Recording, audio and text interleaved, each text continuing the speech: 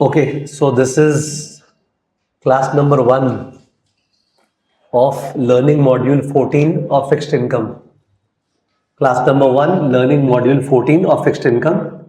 In your copy, you can write down fixed income LM14. Okay, in your notebook, you can write down fixed income LM14.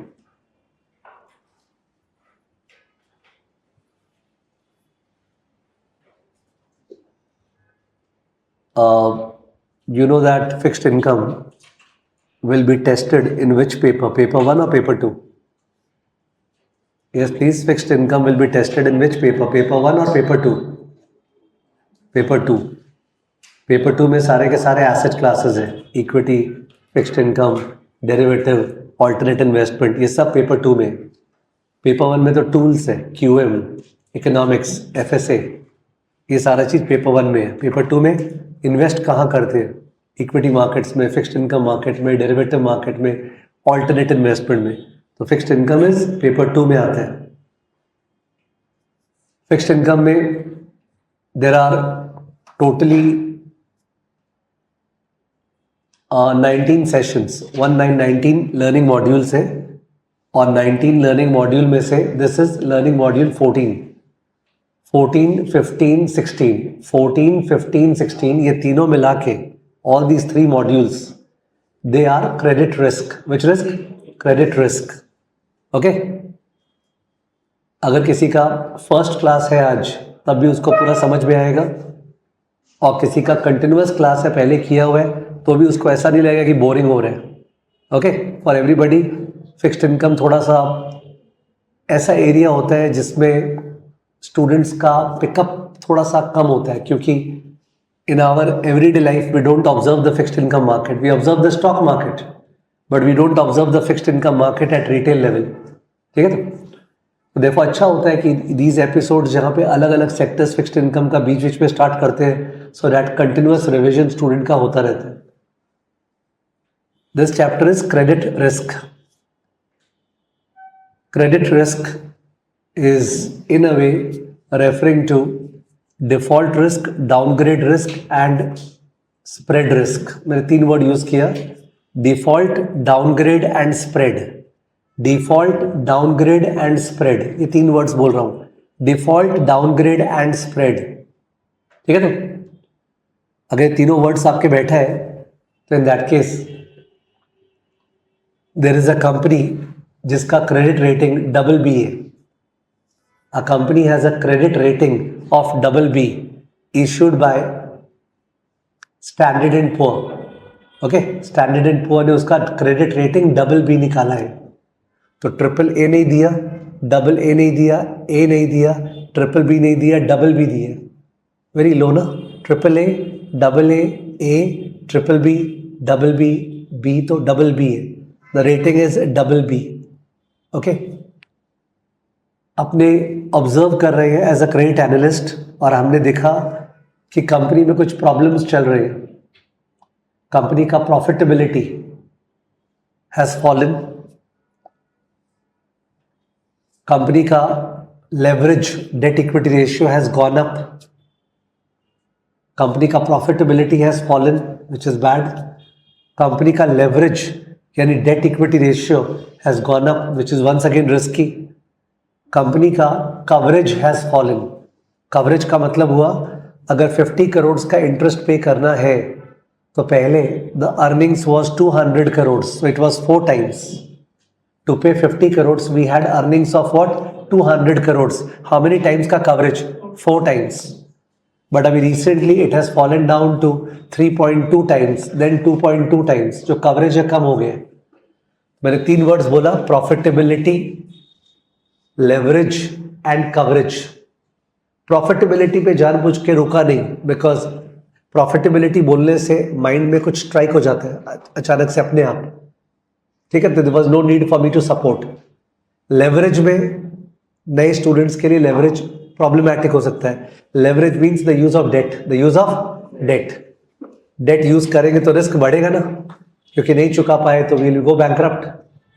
और coverage मतलब debt को जो pay कर रहे हैं ना, which is called debt servicing. Debt servicing, जो debt को पे करना है वो पे करने के लिए जो अर्निंग्स है that is how many times, 2 times या 3 टाइम्स या 10 टाइम्स. तो प्रॉफिटेबिलिटी हायर द बेटर कि lower the better? Higher the better. Coverage higher the better कि lower the better? Higher the better. Leverage higher the better कि lower the better? Lower the better. ठीक है. Although बहुत strongly नहीं बोलूंगा leverage lower the better, because बहुत सारे companies high leverage use करके बहुत ज्यादा अर्न करके दिखाए थे. रियल लाइफ में भी you will find there may be some household जिसने बहुत ज्यादा डेट ले लिया था, और डेट लेने के कारण वो ऐसा ऐसा काम कर पाया जो दूसरे हाउस होल्ड नहीं किए, और वो हाउस होल्ड बहुत ही आगे निकल गया. But it's risky.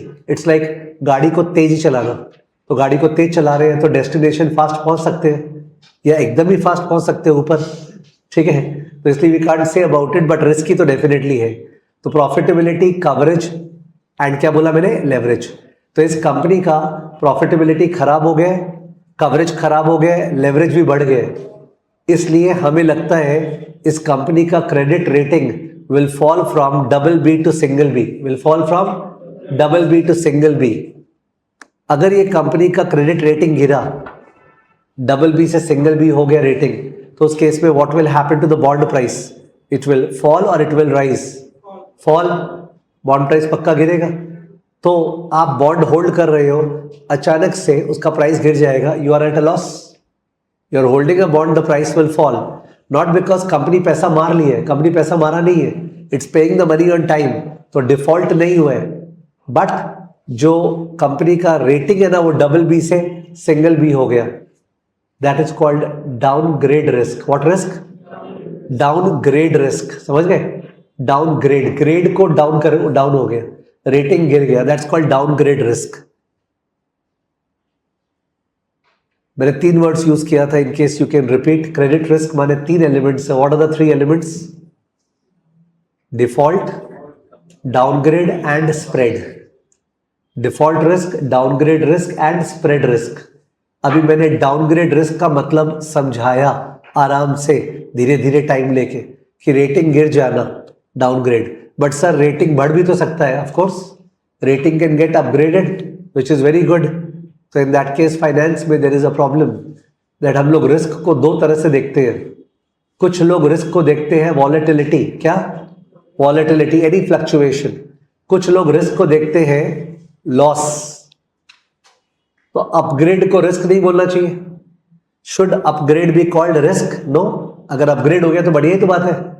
But given that कुछ हुआ, अनसर्टेनिटी हुआ, therefore it is also classified as risk. Understood? But फिर भी the focus was on downgrade, downgrade risk. फिर से मैंने क्रेडिट रिस्क में कितने टर्म्स बोले? 3. What are the 3 terms? Default, downgrade and what? Spread. Default, downgrade और स्प्रेड. डिफॉल्ट तो समझाए बिना सबको समझ में आ गया कि कंपनी अगर इंटरेस्ट और प्रिंसिपल टाइमली नहीं पे किया तो, मैंने तो कंपनी को लोन दिया है ना. If you buy a bond you are a lender. If you buy a bond you are a lender. तो आपको इंटरेस्ट और प्रिंसिपल मिलना चाहिए. अगर वो पैसा मार लिया, दैट्स डिफॉल्ट रिस्क. डाउनग्रेड हो गया, वो पैसा नहीं मारा है पर उसका पैसा मारने का संभावना बढ़ गया, उसका पैसा मारने का प्रोबेबिलिटी बढ़ गया, therefore the rating is getting downgraded, therefore उसका प्राइस गिर जाएगा, आई विल लूज. और जो स्प्रेड रिस्क है, स्प्रेड रिस्क वो हो गया कि अगर 5 इयर्स का गवर्नमेंट सिक्योरिटी है, 5 इयर्स का government security, pay attention, 5 years government bond, उसका yield return is 7%. What is it? 7%. If you buy the bond, you will earn 7%. We call it YTM, yield to maturity. 5-year corporate security है. 5-year corporate security एक company ने issue की है, उसका yield is 9.2%. What is it? 9.2%. तो अगर if you invest in a government bond 7%, if you invest in a corporate bond 9.2%, how much extra are you getting from the corporate bond? 2.2%. This 2.2% is called spread. This 2.2% is called spread. Okay, 2.2% को बोलते हैं अपने spread. ये 2.2% एक तरह से risk premium है, because if you buy government bond there is high chance of default या low chance of default.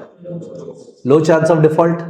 तो you would love to buy a government bond, यार रिस्क नहीं है कुछ, ठीक है, but if you buy a corporate bond there is a risk of default, so why would you buy a corporate bond? कोई हालत में बाय नहीं करेंगे, बट नहीं सर कॉर्पोरेट बॉन्ड ज्यादा रिटर्न दे रहा है तो मैं अट्रैक्टेड हो रहा हूं, 2.2 एक्स्ट्रा है, ठीक है सर मैं बाय करूंगा, दैट 2.2% इज कॉल्ड स्प्रेड, ठीक है। तो अचानक से अगर कुछ ऐसा हो कि in the ecosystem, in the वातावरण देयर इज अ फियर साइकोसिस, पीपल आर रियली अफ्रेड, बहुत भय आ गया है, बहुत डर आ गया है, तो उस डर के सिचुएशन में ज्यादातर लोग गवर्नमेंट बॉन्ड में जाएंगे कि कॉर्पोरेट बॉन्ड में? गवर्नमेंट बॉन्ड में, कॉर्पोरेट बॉन्ड में नहीं जाएंगे। तो you will find that corporate bond जो है ना, उसका जो yield demanded by investors will not B 9.2, it will become 10.2। वो 6 का 6 ही है, सॉरी वो 7 का 7 ही है, जो गवर्नमेंट का यील्ड है इट इज 7, बट जो कॉर्पोरेट का यील्ड 9.2 चाहिए था, लोगों को अब 10.2 चाहिए। इसका मतलब कितना ज्यादा? 3.2% ज्यादा, 3.2% ज्यादा, ठीक है। तो वो जो 3.2.2 बढ़ के 3.2 हो गया, उसको बोलते हैं spread risk. What risk? Spread risk, the risk of spread widening, the risk of spread widening, that is called spread risk. Of course मैं केवल इंट्रोड्यूस कर रहा हूं, I am just introducing, you can't जज मी कि सर मेरे को rating समझ में नहीं आया, सर मेरे को स्प्रेड समझ में नहीं आया, मैंने स्टार्ट किया है, I will take my own time to communicate. You can't become impatient at the word go. जैसे उत्सव जैन impatient हो गए। क्वेश्चन उनका bond and debenture are same और डिफरेंट, इसको बोलते हैं बीकॉम का लेवल भी तोड़ देना, ठीक है, कि bond and indenture are same और डिफरेंट, ये दिमाग जिसका चलेगा उसका तरक्की नहीं हो सकता है, because out of everything in the world आपको यही समझ में आ रहा है, ठीक है। Equity stock, equity share is same और different, student and candidate is same और different, are you understanding? That is not the way in which you think, given the higher level of discussion going on. तो उत्सव आपसे request है कि आप ये GPT से पूछिएगा, bond and debenture are same और different, for the purpose of our discussion it is the same, but आप जीपीटी से पूछेंगे तो जीपीटी आपको अलग अलग कल्चर्स में ले जाएगा, कल्चर्स, कि यूके में ऐसे बोला जाता है, यूएस में ऐसे बोला जाता है, यूरोप में ऐसा बोला जाता है, स्पेन में ऐसा बोला जाता है, जो आपके कोई काम नहीं आएगा, but of course you can. Sir आपको ध्यान नहीं है क्या किस कल्चर में क्या? एकदम ध्यान नहीं है, and I am very happy about it, ठीक है। तो मेरे को ध्यान नहीं है किस कल्चर में डिवेंचर बोलते हैं, किस कल्चर में बॉन्ड बोलते हैं, ठीक है ना। तो अभी और एक जन आया, यश मुद्रा, जिसका पहले क्लासेस किया हुआ है, वो बोला सर आपने बोला था बॉन्ड सिक्योर्ड होता है, डिवेंचर अनसिक्योर्ड होता है। I will not B 100% fixing my statement on this, because ऐसा यूनिवर्सली ट्रू नहीं है, ठीक है। किसी ऑथर ने किसी कंट्री के हिसाब से बोल दिया होगा कि बॉन्ड माने सिक्योर्ड, डिवेंचर माने अनसिक्योर्ड, अभी के ऑथर ने ये नहीं बोला है, तो ये लैंग्वेज रॉन्ग है, बॉन्ड सिक्योर्ड, डिवेंचर अनसिक्योर्ड, ठीक है। ओके, फिर से रिवाइज करा रहा हूं, क्रेडिट रिस्क चैप्टर है, क्रेडिट रिस्क में कितने कंपोनेंट्स हैं? 3। कौन कौन से? डिफॉल्ट, डाउनग्रेड और स्प्रेड। डिफॉल्ट, डाउनग्रेड और स्प्रेड। डिफॉल्ट माने पैसा मारने का रिस्क, डाउनग्रेड माने रेटिंग गिरने का रिस्क, स्प्रेड माने स्प्रेड बढ़ने का रिस्क। क्या बढ़ने का? स्प्रेड बढ़ने का रिस्क। तीनों जब किसी न्यू कमर को समझाएंगे, उसको सबसे ज्यादा डिस्कंफर्ट थर्ड वाले में होगा। किसमें? थर्ड वाले में। कि सब वो जो आप बोल रहे हैं स्प्रेड बढ़ने का रिस्क, वो समझ में नहीं आ रहा है। I acknowledge, I am with you, I am with you on this कि यस समझ में नहीं आ रहा है, आएगा आगे बढ़ेंगे तो, ठीक है। तो डिफॉल्ट, डाउनग्रेड और spread. Recently last week when I was travelling, तो मैंने 2 classes fixed income on Excel का करवाया था शुभकांत सर से। 2 classes fixed income on Excel. 2 फायदा था उसका, एक तो आपको ऑन एक्सेल पता चल रहा है, दूसरा कोई भी पर्सन वो दोनों क्लासेस कर ले तो फिक्स्ड इनकम के लिए उसका दोस्ती हो जाएगा, एंड बोरिंग होगा नहीं क्लास, बिकॉज एक्सेल पे होगा। ओके, यूट्यूब पे अपलोड हुआ है, इसका मतलब you can do the same, open the excel in your home and you start doing the same, you will find fixed income will become an interesting topic for you. Students क्या परेशान होते हैं कि sir studies are often boring. If you want to make it non-boring, I think it was the best thing कि fixed income on Excel का 2 class जो हुआ है लास्ट वीक यूट्यूब पे डाला गया है, वो आपको कर लेना चाहिए. आपका दोस्ती हो जाएगा फिक्स्ड इनकम से in a practical manner. You become more representable in front of somebody when you apply for a job. Correct है. तो जिनका फर्स्ट क्लास है, यश मुद्रा बोल रहे हैं सब मेरा फर्स्ट क्लास है, यानी यश बोल रहा है कि मैंने आपसे नहीं सुना, मैंने कहीं और सुना था. Bond secured, debenture unsecured. ठीक है, कोई बात नहीं है, माफ कर दे भाई. So default, downgrade और spread, these are the 3 LOS of this chapter. LOS A में default captured है, LOS B में downgrade और LOS C में क्या spread. एक बार तीनों LOS देखो. Look at LOS B. 3 statements लिखा हुआ है. ये लोग आजकल नंबरिंग देते नहीं है ABC. ठीक है, इन केस आपको दिख रहा नहीं है, I can just make it bigger. Default, downgrade, spread. बीच वाला जो है वो डाउनग्रेड समझ में आ रहा है. बीच वाला किसके बारे में है? Credit rating. Credit rating AAA, AA, तो वहीं पे तो डाउनग्रेड का बात होगा. जो लास्ट वाला है उसमें लास्ट वर्ड क्या है? स्प्रेड. Yield, spread. लास्ट वाला इज अबाउट स्प्रेड. सेकेंड वाला इज अबाउट डाउनग्रेड. फर्स्ट वाला is about default. Look at the last word of the first LOS. ठीक है. हैविंग सेड दैट, स्क्रीन हटाओ. कल मई में जिसका एग्जाम ड्यू है और अगस्त में जिसका एग्जाम ड्यू है, उनके साथ आफ्टरनून में there was a Zoom session which I was doing. तो उनमें से there was a female, she was by the voice only reflectively very very sincere. तो she was saying that sir मेरा सब कंप्लीट हो गया है, पर मैं जब रिवाइज करने बैठ रही हूँ तो रिवाइज करते समय एक एक चैप्टर में मेरे को 5-6 घंटे लग रहे हैं, 5-6 आवर्स. तब तो 92 चैप्टर्स है, तो 92 into 6, 9 6 54, 540 आवर्स. तो मैथ्स कैसे जमेगा?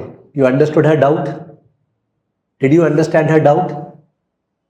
I explained that तुम पढ़ रही हो इंडियन एग्जामिनेशन अटेम्प्ट करने के लिए या फिर किसी को पढ़ाने के लिए.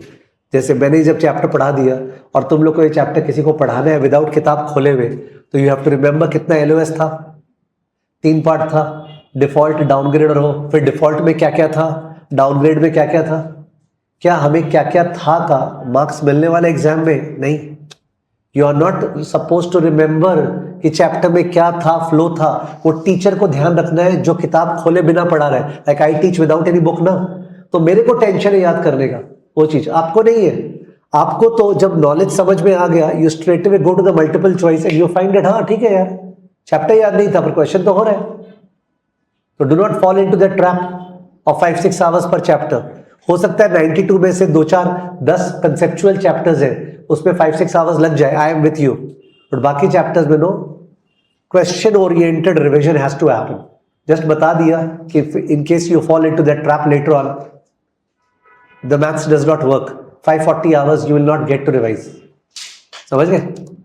ठीक है. एनीवेज, तो मैं इसलिए बताया बिकॉज मैं अभी याद करा रहा हूँ 3 LOS है. भाई तेरे को नहीं जानना 3 LOS है.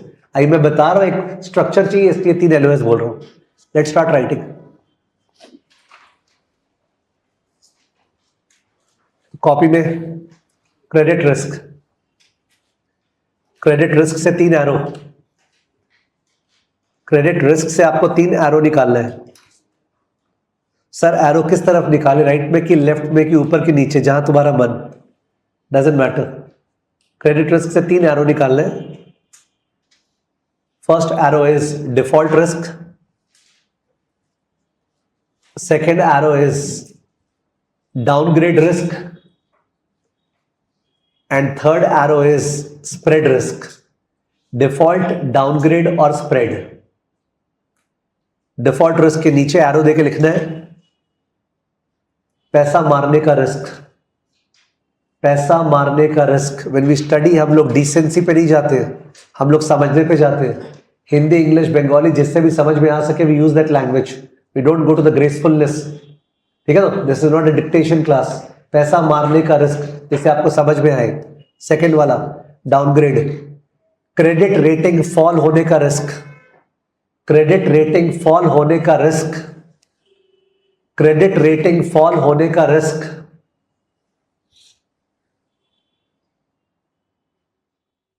थर्ड वाला स्प्रेड वाइडन होने का रिस्क, स्प्रेड वाइडन होने का रिस्क, स्प्रेड वाइडन होने का रिस्क। ब्रैकेट में स्प्रेड वाइडन होने का रिस्क, ब्रैकेट में आई डिड नॉट अंडरस्टैंड लिख दो, I did not understand dot dot dot wait, I did not understand dot dot dot wait. Because ये हाल होगा जब रिवाइज करने बैठोगे कि ये समझ में नहीं आ रहा, तो बोलो रुक जाओ, समझ में आ जाएगा। पर बाकी दोनों नहीं समझ में आ रहे, ये बोल नहीं सकता है कोई कि बाकी दोनों क्लियर है, डिफॉल्ट और डाउनग्रेड। तो अपने क्यों माथापच्ची करें थर्ड वाले पे, अभी सेकंड वाले पे अपने फोकस करते हैं फर्स्ट वाले पे, ठीक है।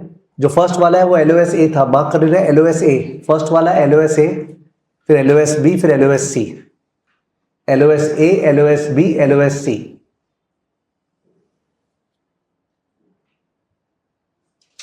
तो हेडिंग है LOS A, अलग से हेडिंग है, अलग से हेडिंग LOS A।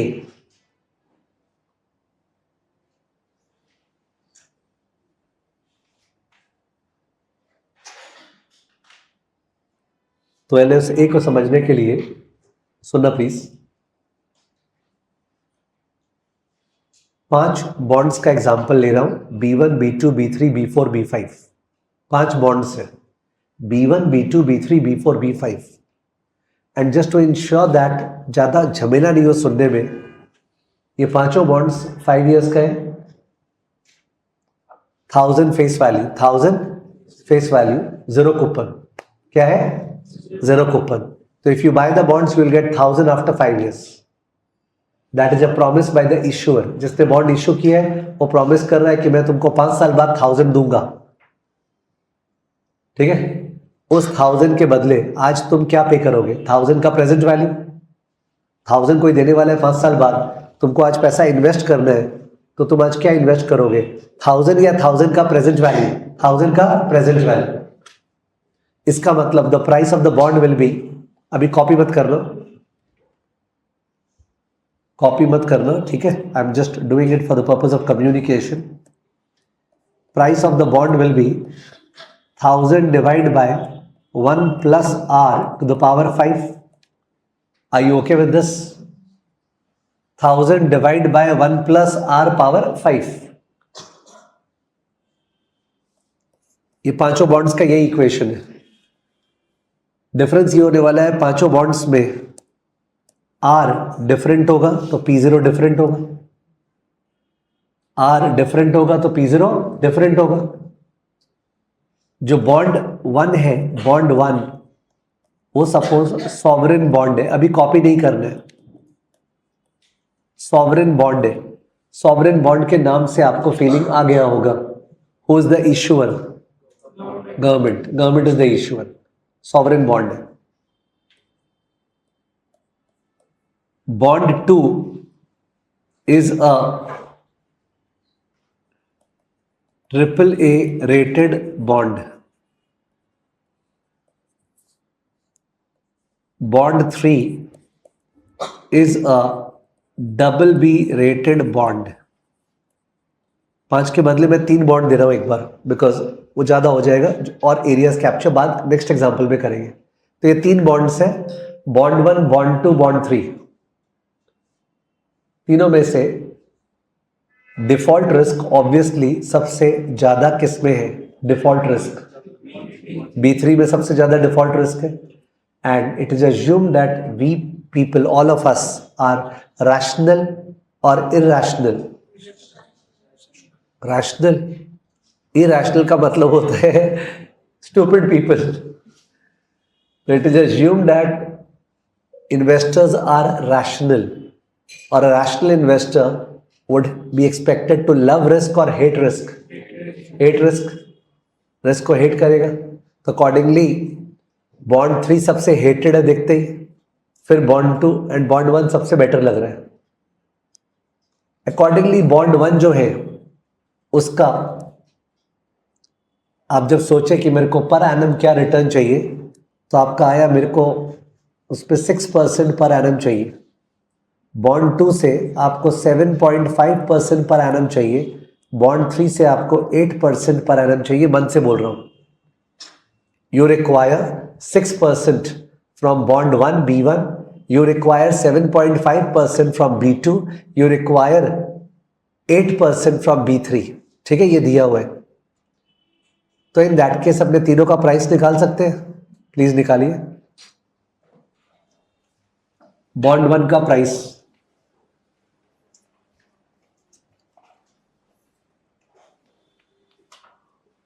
बॉन्ड 1 का, बॉन्ड 2 का, बॉन्ड 3 का, तीनों का प्राइस निकाल दीजिए। ये आप लोग कॉपी नहीं कर रहे हैं, you are just participating with मी।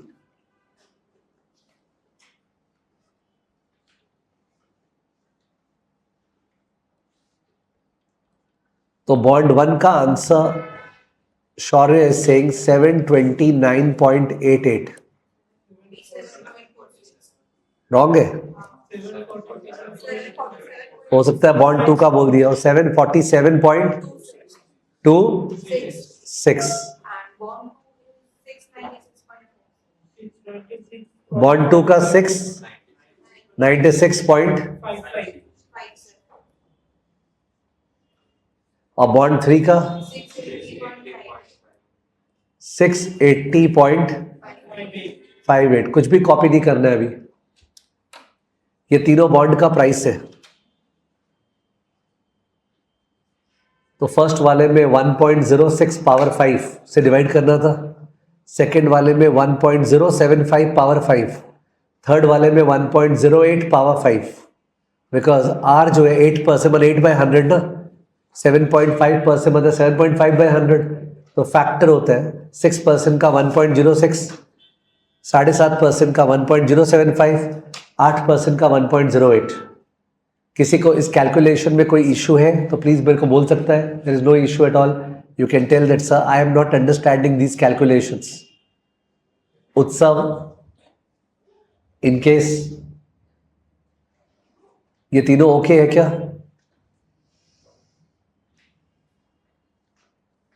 वैसे अगर कैलकुलेटर किया रहता बिल्डिंग ब्लॉक का क्लासेस, तो हम लोग इसको करते हैं 1000 FV 6I/Y 5N CPT PV ऐसे निकालते हैं। ओके, पर मैं अभी कैलकुलेटर के अंदर जाने के मूड में नहीं हूं। I am not wanting to divert the class into a calculator class right now. Calculator को बता देते हैं कि 1000 FV है, 6I/Y है, 5N है CPT PV। और अगर आपने एक्सेल का क्लास किया तो जो लास्ट क्लास हुआ था फिक्स्ड इनकम और एक्सेल, तो एक्सेल में भी सेम चीज है। यू पुट इन 1000, 6 and 5, वो बता देगा प्राइस। ओके,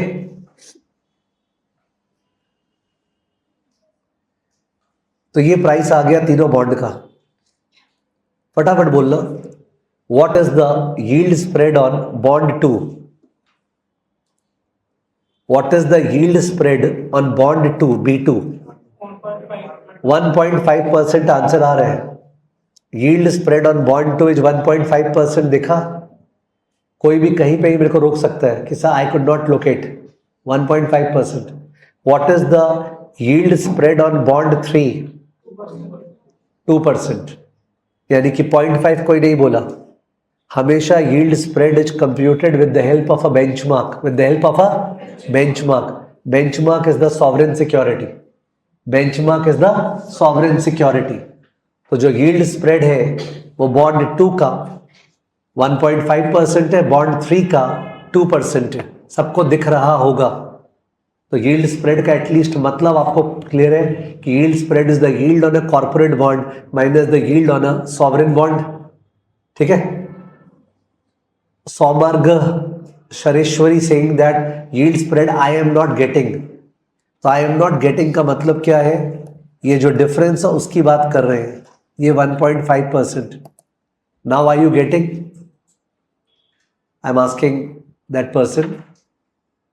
डिफिकल्ट नाम है आपका, मैं आपको सोमो बोल रहा हूं, सोमो। यस सोमो, इज इट फाइन? 1.5%। यस, तो उसको दिखा नहीं था और ये 2% हम लोग बोल रहे थे.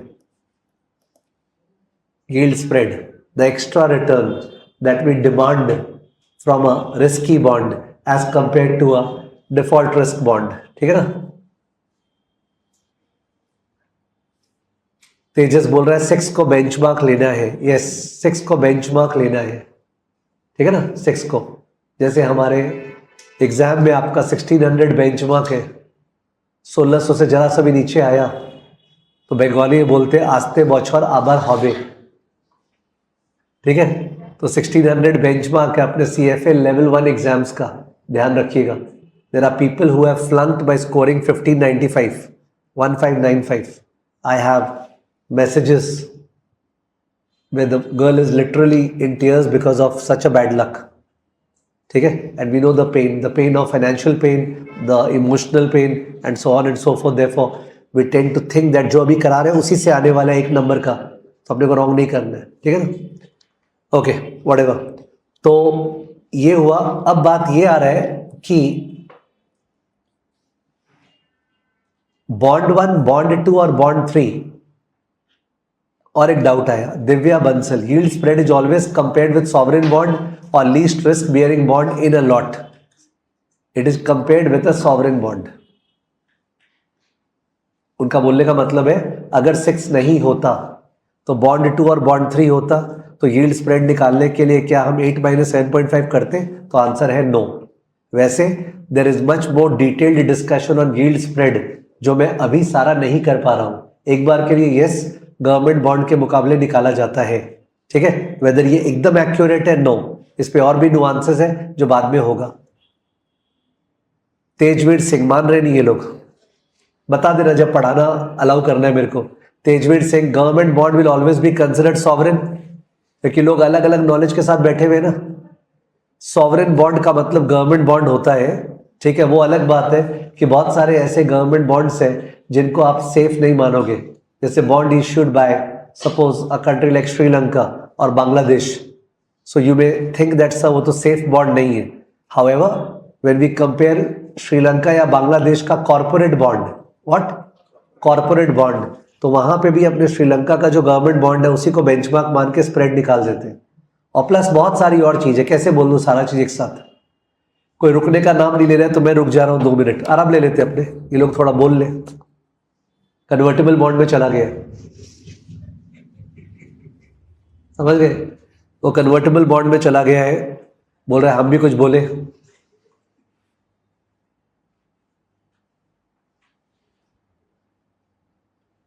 वरुण गुरनानी क्या बोला सुनना.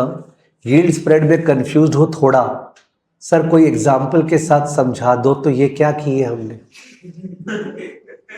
ये जो हमने किया अभी, ये एग्जाम्पल ही तो लिया. ये जो किया ये तो एग्जाम्पल के हेल्प से ही समझाया. वहां पे सोमू चालू हो गया. Why are we calculating spread here? Because हम लोग चोमू है.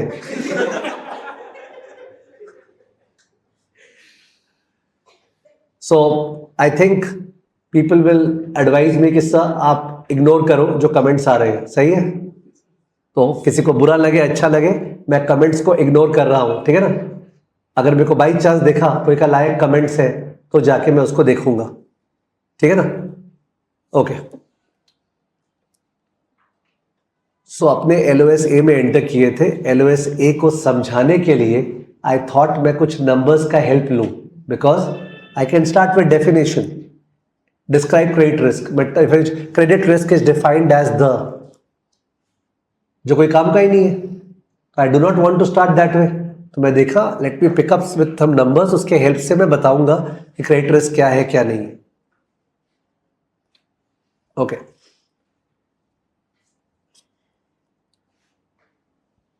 जिन बॉन्ड्स का रेटिंग BBB तक होता है, BBB का मतलब हो गया, ये सब पहले बताया हुआ है जो स्टूडेंट्स बाकी क्लासेस किए हुए.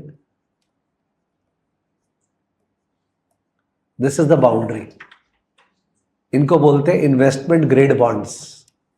इन्वेस्टमेंट ग्रेड, जिनका रेटिंग इससे नीचे होता है उनको बोलते हैं हाई यील्ड और जंक बॉन्ड और speculative grade bond, high yield या जंक या स्पेक्युलेटिव ग्रेड बॉन्ड, ठीक है। तो इन्वेस्टमेंट ग्रेड और हाई यील्ड ये बहुत पॉपुलर टर्म्स है जो बार बार आते रहेंगे, they will keep on coming. Investment grade bond, high yield bond, ठीक है। तो the high yield bonds have lower rating, so they have a higher chance of default और लोअर चांस ऑफ डिफॉल्ट।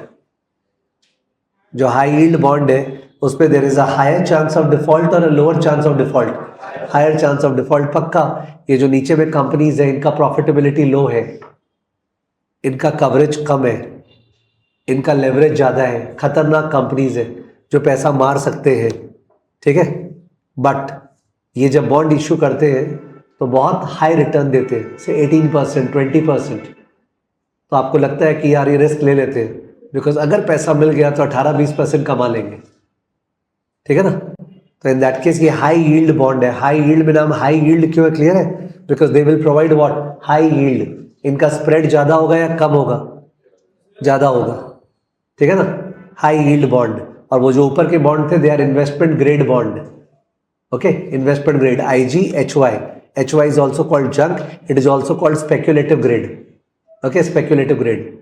तो अपने एग्जाम्पल में B2 और B3 corporate bond थे, तो you can see B2 was what, IG, B3 was what, HY, okay. B2 was IG, B3 was HY, high yield bond.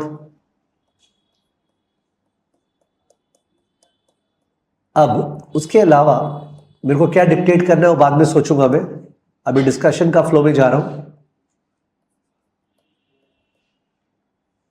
एक होता है सिक्योर्ड बॉन्ड और एक होता है अनसिक्योर्ड बॉन्ड। यूजुअली इसका मतलब बताना नहीं पड़ता है, पीपल नो। एक ऐसा bond which has a collateral, that's a secured bond. और एक ऐसा बॉन्ड जिसपे स्पेसिफिक कोलैटरल नहीं है, दैट्स एन अनसिक्योर्ड बॉन्ड, ठीक है। तो secured bond is backed by a collateral. अगर कंपनी का जो कैश फ्लोज है वो सफिशिएंट नहीं है to pay interest and principal to the secured bond, तो उस केस में the secured bond holders will recover the money from the collateralised asset. एक बड़ा सा प्लांट है, वो प्लांट को कोलैटरल रखा गया, उसके अगेंस्ट पे बॉन्ड इशू है, यानी मैंने बॉन्ड इशू किया, आप लोगों ने पैसा दिया मेरे को, मैंने बोला कि मैं जो कमाऊंगा ना उससे आप लोग को पैसा चुकाऊंगा, I will earn and I will repay the money to you, but in case I am not able to earn, तो ये जो प्लांट है इसको बेच के आप लोग को पैसा मिलेगा, that is a secured bond, ठीक है। अनसिक्योर्ड बॉन्ड क्या हो गया, आप लोग को जो पैसा मिलेगा मेरे अर्न करने से मिलेगा। इन केस मैं अर्न नहीं कर पाया और आपको पैसा नहीं लौटा पाया, तो मेरे जो जनरल एसेट्स है, विच एसेट्स, जनरल मतलब those assets which are not pledged against any particular bond. मेरे तो बहुत सारे एसेट्स है ना, कुछ एसेट्स ऐसे हैं which are called unencumbered, what are they called, unencumbered assets, और अनप्लेज्ड एसेट्स और फ्री एसेट्स जिनको एज अ कोलैटरल नहीं रखा गया है, तो वो जो जनरल एसेट्स है उनको बेच के आपको कोशिश करेंगे जितना लौटा पाए। ये क्लियर है क्या? सोच लो एक बार। सिक्योर्ड अनसिक्योर्ड बॉन्ड, ठीक है। सिक्योर्ड बॉन्ड जो है मे बी वो 500 करोड़ का है, अनसिक्योर्ड बॉन्ड जो है सपोज वो 600 करोड़ का है, which means that company is supposed to repay 500 crore to the secured bond holders, company is supposed to repay 600 crore to the unsecured bond holders. इसका जो कोलैटरल है, कोलैटरल, वो कोलैटरल इज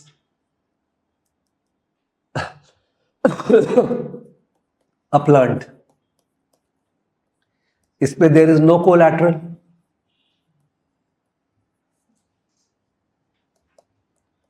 सो फर्स्ट वाले bond का there are two sources of repayment. पहला source है operating cash flows of the company, यानी company जो सेल्स कर रहा है, कॉस्ट ऑफ गुड्स सोल्ड लग रहा है, जो डिफरेंस आ रहा है वो जो कैश फ्लो से, धंधे से।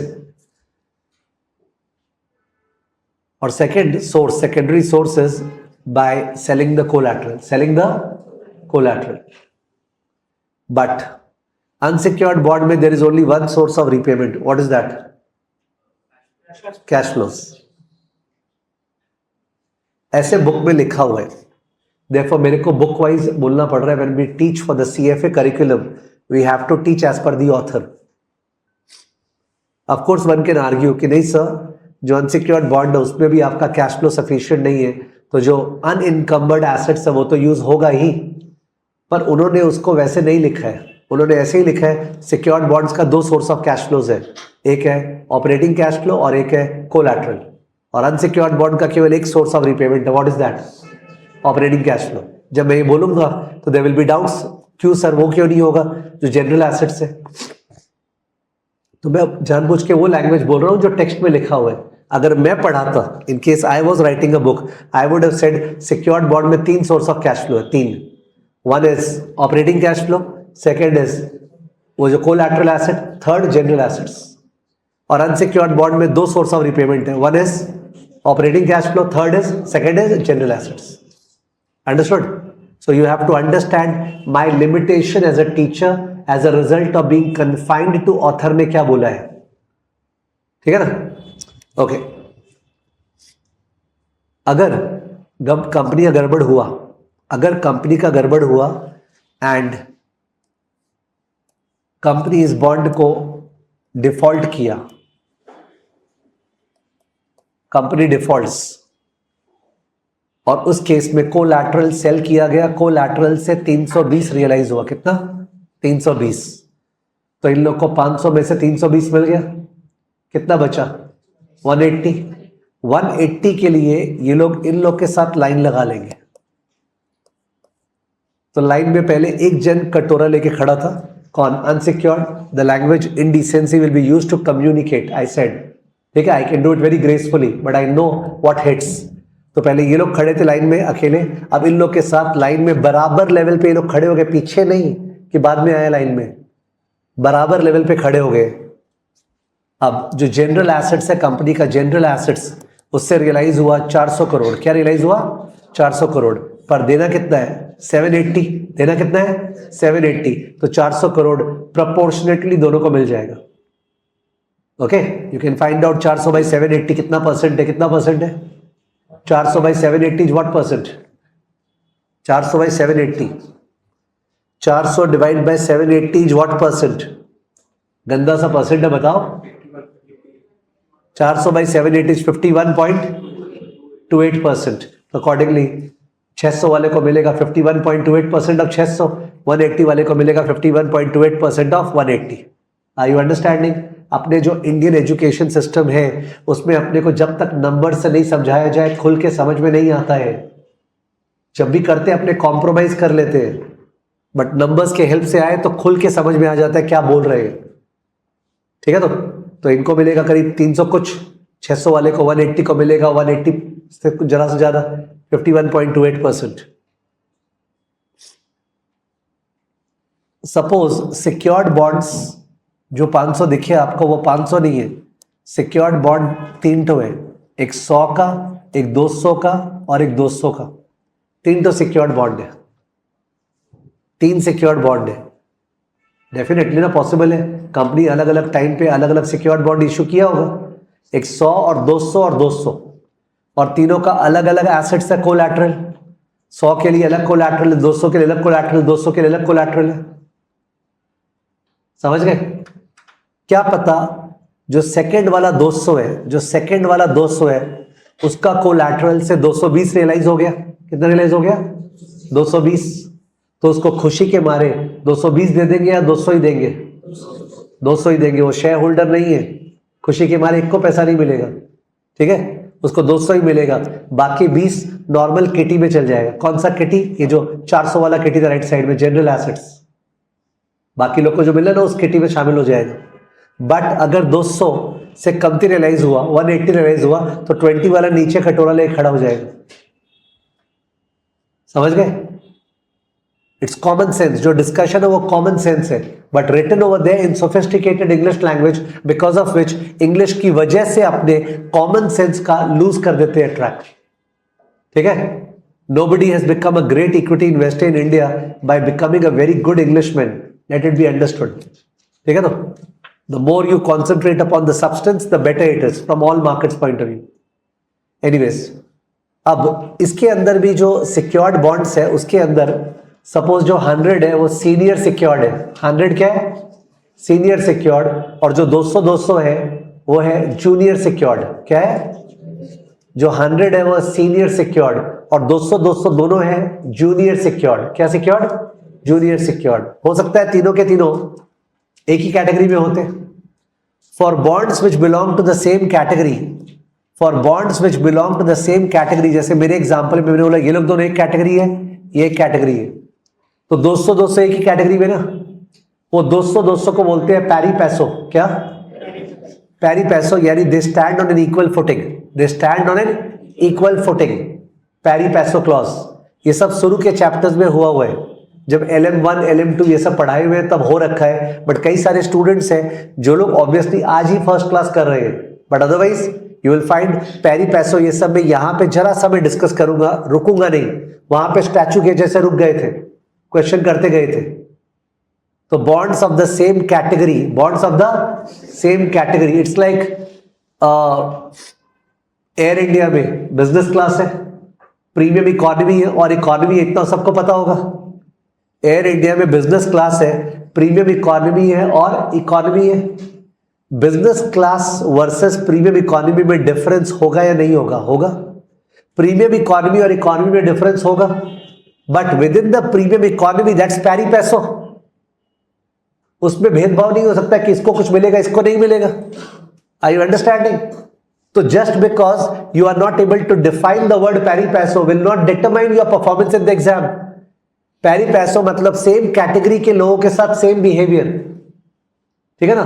तो normally if I talk about the hierarchy, तो we may have senior secured bonds, we may have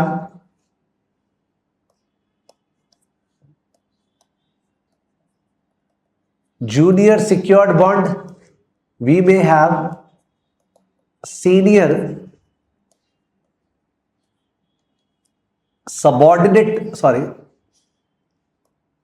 senior unsecured bond,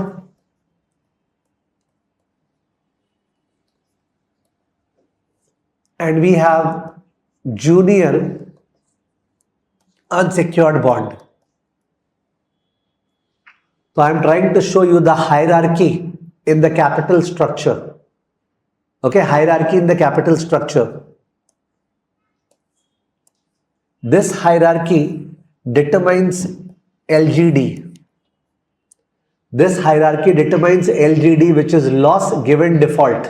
Loss given default. अगर बॉन्ड डिफॉल्ट किया तो कुछ पैसा तो रिकवर होगा, से 45%.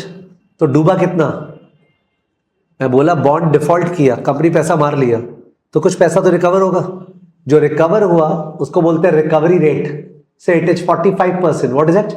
45%. तो what is the loss given default? 55%.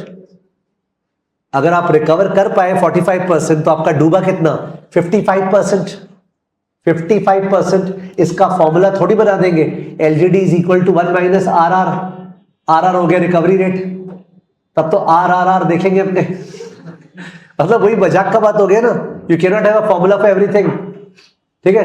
तुमने खर्चा किया 80%, सेविंग्स कितना है? 20%. Formula savings rate equal to 1 minus खर्चे का रेट. तो that stupidity does not take place at least in these classes. ठीक है? रिकवरी रेट आपको दिया हुआ है 30%, तो what is the loss given default? 70%. Recovery rate 80% है, what is the loss given default? 20%. Obvious है. ठीक है? तो loss given default depends upon two things. Number one, it depends upon seniority. Number two, it depends upon nature. Seniority and nature. Nature का मतलब ये था secured, unsecured. Seniority का मतलब ये है. अब ये seniority का मतलब यहाँ ठीक से बता दूं. इधर देखो, इन दोनों को देखो. ये तो दोनों unsecured है, आपको दिख रहा है. तो सर दोनों के अगेंस्ट पे कोई भी कोलैटरल नहीं है, जो कंपनी का जनरल एसेट्स बचा हुआ है वो बेच के इन लोग को मिलेगा। पर लाइन में ये लोग साथ में खड़े कि एक के पीछे एक, एक के पीछे एक, दिख गया सीनियर और जूनियर है, तो सीनियर और जूनियर है, इसका मतलब अगर एसेट्स कमती रियलाइज हुआ जनरल एसेट्स, तो पहले सीनियर अनसिक्योर्ड को पूरा मिलेगा, उसके बाद जूनियर अनसिक्योर्ड को मिलेगा। समझो, इन लोग को प्रोपोर्शनेटली नहीं मिलेगा, इस पे पैरी पैसों नहीं है। सीनियर अनसिक्योर्ड जूनियर अनसिक्योर्ड के बीच में पैरी पैसों नहीं है। तो when the assets are sold, the amount realized goes to senior unsecured. Then if money is left, that comes to junior unsecured. और junior unsecured के अंदर 4 तरह का बॉन्ड्स है, वो पैरी पैसों है। वो क्या है? पैरी पैसों। उन चारों को प्रोपोर्शनेटली मिलेगा। तो ऐसे स्ट्रेस वाइज somebody के दिन बाप रे बाप इतना सोचना पड़ेगा। The other is common sense तो है, बता क्या रहे हैं। There are two ways of looking at it. One is बाप रे बाप इतना सोच, ये बाप रे बाप पता है कब होता? जब ये पूरा का ऐसे लिख के आना पड़ता है एग्जाम में। सोचो 16 नंबर का क्वेश्चन आएगा, explain bond seniority and nature in terms of its determination of LGD, and then अपने सजा के लिखेंगे। We are blessed by the fact that कुछ भी ऐसा नहीं है। सीनियर सबऑर्डिनेट, फीलिंग नहीं आ रहा है, पहले पैसा किसको मिलेगा? सीनियर। तुम चाहेगा नहीं तो भी फीलिंग तुम्हारे फेस पे है। सीनियर सबऑर्डिनेट जब बोल रही, you don't have to force yourself, it is natural. Secured unsecured, कौन ऊपर है? सिक्योर्ड। माने the names are given in such a manner that you can let your natural instinct determine the flow of the answer. Understood? But we are still trying to make it more explicit. तो LGD, loss given default, LGD depends upon two things. What are they? Nature and seniority. Nature and seniority. Nature wise, secured will get more recovery, LGD कम होगा। secured का recovery क्या होगा? ज्यादा, तो loss given default क्या होगा? कम। Unsecured का recovery क्या होगा? कम, तो LGD क्या होगा? ज्यादा। एक बार रिकवरी और एलजीडी सोच लो, सिक्योर्ड का अनसिक्योर्ड का, मन में सोच लो एक बार। कंपनी पैसा मार लिया है, अब एसेट्स बेच रहे हैं रिकवर करने के लिए, तो एसेट्स कितना रिकवर हो पाएगा? तो मेरा अल्टीमेटली पैसा कितना डूबेगा? हायर लोअर आपको मेंटली सोचना है। रॉन्ग पढ़ने का तरीका और पढ़ाने का तरीका इज दैट एक बार आराम से इसके ऊपर नहीं सोचते हैं लोग, और कूद के क्वेश्चंस में जब आएगा ना तो रटना स्टार्ट करेंगे। ओके बैठा लिया है, मेरे को तो बैठ नहीं पा रहा, एक्चुअली बोलना चाह रहा हूँ ना बैठा के, तो बोला ही नहीं जा रहा है बैठाया हुआ।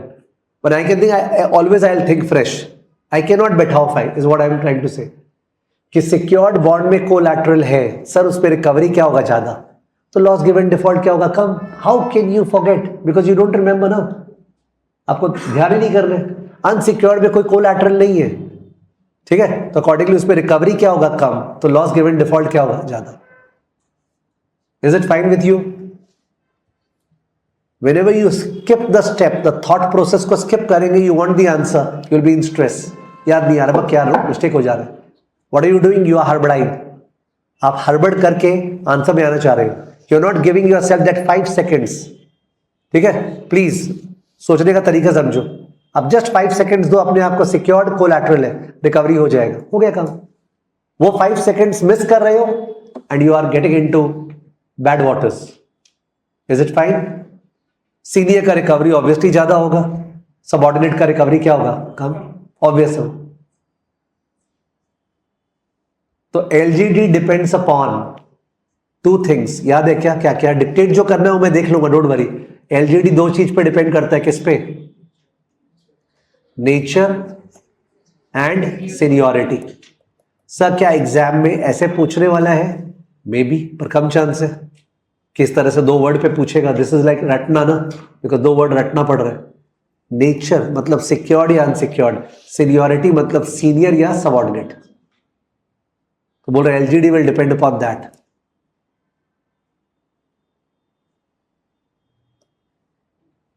दो कंपनीज बॉन्ड इशू कर रहा है, फुल स्क्रीन, दो कंपनी बॉन्ड इशू कर रहा है, एक हाई रेटिंग आईजी और एक एचवाई, आईजी और एचवाई।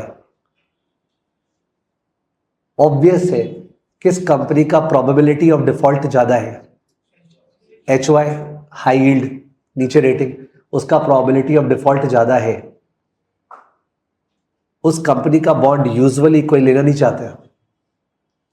यूजुअली वैसा कंपनीज को अगर लोगों को अट्रैक्ट करना है कि मेरा बॉन्ड ले लो प्लीज ले लो ना, ठीक है, मेरे को पैसा दे दो ना, तो वो लोग को कौन सा बॉन्ड इशू करना पड़ेगा? सिक्योर्ड या unsecured? Secured. High yield issuers को यूजुअली सिक्योर्ड बॉन्ड इशू करना पड़ेगा, बिकॉज वो लोग का औकात नहीं है। ऑलरेडी तुम चोर चमार है और प्लस तुम कोलैटरल नहीं दे रहे, तेरे को पैसा नहीं देंगे भाई। That's the point. High yield वाले जनरली सिक्योर्ड बॉन्ड इशू करने के लिए बाध्य होते हैं। They are forced to issue secured bond. समझ गए? बिकॉज ऑफ विच एक मल्टीपल चॉइस रॉन्ग होने का बहुत हाई चांसेस है एग्जाम में, बिकॉज ऑफ द रिदम के कारण हम लोग अपने मन में हाई यील्ड का इज्जत गिरा चुके होंगे एग्जाम देते समय। हाई यील्ड पोचा माल, ठीक है, वाला होता है ना वैसे। अब क्या होगा? वो पूछेगा लॉस गिवन डिफॉल्ट ज्यादातर किसका, माने एलजीडी किसका ज्यादा होता है? ज्यादा माने खराब। लॉस गिवन डिफॉल्ट किसका ज्यादा होता है? ज्यादा माने खराब ना। तो आपको लगेगा खराब किसका? एचवाई। खराब किसका? एचवाई। आप उस पर चेप दोगे, आस्ते बछर आबार होबे। वो ये बोलना चाह रहे हैं HY issues secured bond. Issues what? Secured bond. And secured bond में रिकवरी क्या होता है? ज्यादा। तो एलजीडी क्या होता है? कम। और आईजी जो है वो इश्यू करता है यूजुअली अनसिक्योर्ड बॉन्ड। विच बॉन्ड? Unsecured bond. और अनसिक्योर्ड बॉन्ड में कोलैटरल होता नहीं है, तो सिंस कोलैटरल होता नहीं है, रिकवरी क्या होगा? कम। एलजीडी क्या होगा? ज्यादा। खतरनाक। ये जो मल्टीपल चॉइस है, जो तुम्हारा बेइज्जती वाला फीलिंग है ना हाई यील्ड के तरफ, जो मन में बहाव उठेगा, वो बहाव को निकालना टुवर्ड्स प्रोबेबिलिटी ऑफ डिफॉल्ट। क्या? Probability of default. मैं तो बोलता हूं पीडी, ये लोग ने लिखा है POD. I have to write what they have written. POD, LGD. एक बार look at the LOS. LOS देखना एक बार। डिस्क्राइब क्रेडिट रिस्क, वही तो जब से कोशिश कर रहे हैं। And it's components, probability of default and loss given default. ये लोग बोल रहे हैं क्रेडिट रिस्क का दो कंपोनेंट है। पहला, क्या चांस है वो पैसा मारेगा। दूसरा, अगर वो पैसा मारेगा तो मेरा कितना डूबेगा। क्या चांस है वो पैसा मारेगा। दूसरा, अगर वो पैसा मारेगा तो मेरा कितना डूबेगा। आई होप कोई कंफ्यूज इस पे नहीं है। सब पैसा मारेगा तो कितना डूबेगा का बात ही क्या है? पूरा पैसा डूबेगा, ये कोई नहीं सोच रहा होगा। पूरा पैसा नहीं डूबता है, बिकॉज उस कंपनी का एसेट्स है, लिक्विडेट होगा, कुछ ना कुछ तो रिकवर होगा। समझ गए? तो in that case, there are two components of credit risk as per this LOS. What are they? POD and LGD. POD and LGD, out of which POD depends upon rating. POD depends on rating. POD depend करता है rating पे, probability of default. LGD does not depend on rating. LGD depends upon what and what? Nature and seniority. कि secured bond है कि unsecured bond है, senior bond है कि subordinate bond है। ठीक है? मैंने बोला probability of default depends on rating, and rating in turn depends upon three things which I taught at the beginning of the class, the initial 5-10 minutes. Profitability, coverage and leverage. नाम तो सुना होगा, take your time. Profitability, coverage and leverage. Take your time. Profitability, a profitable company is more likely to default or less likely to default? Less likely. जो profitable हो तो कमा रहा है यार, पैसा दे देगा। ठीक है? प्रॉफिटेबिलिटी, कवरेज, 50 देना है, उसके पास 1000 है देने के लिए, 20 टाइम्स कवरेज है। समझा? तुमको चुकाना है 50 एंड तुम्हारे पास 1000 है, 20 टाइम्स आपके पास है पैसा, तो इसका मतलब सफिशिएंट कुशन इज देयर ना। तो इसका मतलब you will not default most probably. और थर्ड वाला लेवरेज, ऑलरेडी डेट कितना है। लेवरेज माने what sort of debt equity are you sitting upon. If your debt equity is very high, already तुम्हारी गाड़ी का स्पीड हाई है, उसको और हाई कर रहा है, उस केस में रिस्क बहुत ज़्यादा हो जाएगा ना।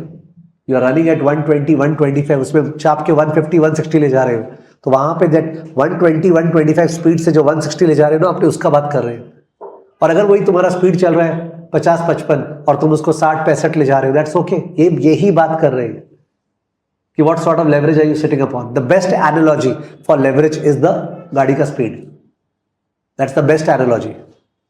Everybody wants to reach the destination faster, therefore they want higher speed, but then there's a chance of something going otherwise. So probability of default according to them depends upon profitability, coverage and leverage. Profitability, coverage and leverage. LGD depends upon nature and seniority. Nature and seniority. Nature and seniority. Those who are doing initial classes with me, उनका बात अलग है, but otherwise those who have done a lot of classes, you know that what I do. एक चीज को घुमा घुमा के 4 तरीके से 6 तरीके से करते जाएंगे, जिससे तुम्हारे अंदर सीमेंट हो जाएगा। You may think at a point of time कि वर्ड्स भूल रहे हैं जो बोले थे, बट अब तो आने वाले हैं ना, बोलने देंगे नहीं, ठीक है? तो I keep on coming to them, you don't have to worry about it. IG, HY, secured, unsecured, senior, subordinate, profitability, coverage, leverage, ठीक है? तो they are going to come again and again, don't have to worry about it. Probability of default एक company का 10% है। क्या है? 10% chance है default करने का। लॉस गिवन डिफॉल्ट 40% है। क्या है? 40%।